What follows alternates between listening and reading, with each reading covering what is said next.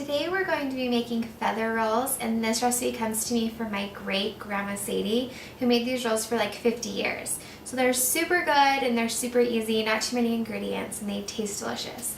And I'm actually going to be making them for our whole family for Thanksgiving. But they're great any time of the year, especially for Sunday dinner or whenever you have a little bit of extra time. They're super easy and fast except for the raising time. So total time is going to take you about 2 hours. Okay, so we're going to start with some milk, and it needs to be warmed up. I just put mine in the microwave for 30 to 40 seconds for 1 cup of milk. The key to knowing what temperature your milk should be is just testing it with your finger. You want it to be warm, but you don't want it to be so hot that it's burning your finger, or else it's going to burn the yeast. But it needs to be warm enough to activate the yeast. Our next ingredient is going to be to put the yeast right into this warm milk. Just going to stir this around, and then we're going to let this sit for about 5 minutes. For this recipe, you're going to need 1/4 cup of softened butter, which would be half a stick. You don't want it to be melted, or else it's going to ruin the consistency of your rolls, but you can't have it too cold or it's not going to mix properly. So just room temperature is actually really good. So I'm going to use my mixer for this. I'm just going to put in the butter. Next we need 2 tablespoons of sugar.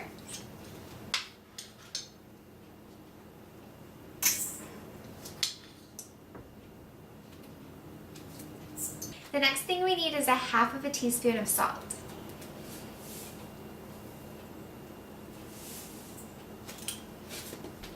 Okay, now I'm just going to add the eggs into our butter, sugar, and salt mixture. I'm going to start mixing the butter, sugar, salt, and eggs.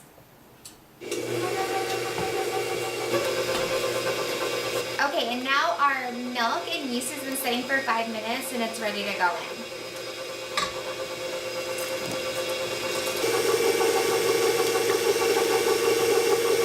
Okay, and we're just going to continue mixing this until everything's all incorporated and everything's just mixed in really well. And all that butter is broken up. Okay, and this recipe calls for 2 cups of flour. I'm just going to add it slowly.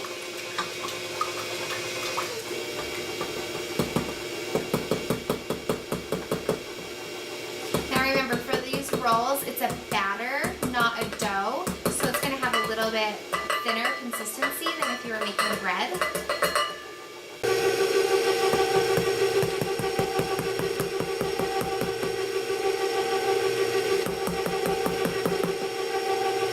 Okay, you want the consistency to be thicker than like a waffle batter, but not as thick as a dough. So you want it to start pulling away from the sides, but you don't want it completely a big ball in the middle like you would if you were making bread. Okay, I think this consistency looks good. So we're going to go ahead and stop this. For this recipe, it's going to take 2 rising periods. So the first one is going to be just in this bowl. You can cover it with saran wrap, or I'm just going to cover it with a cloth. Let this sit for about 45 minutes. So here we have our dough that has been rising for 45 minutes. You can see it's about doubled in size. I did an extra large recipe this time because I'm making it for Thanksgiving, but normally it wouldn't be this big. So what we're going to do now is just stir down the batter. Just releasing some of that air. And then what we're going to do is just put it in a pre-greased muffin tin.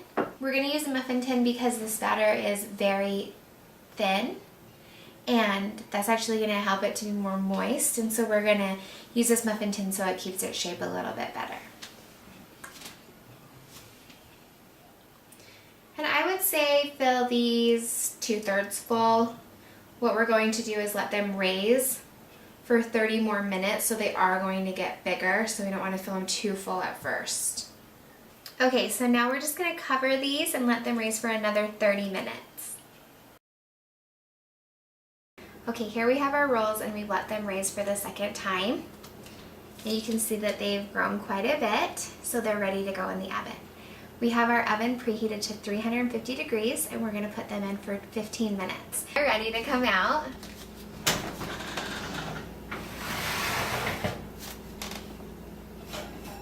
Okay, and what you're going to want to do is get these out of the pan right away or else they're going to continue to cook.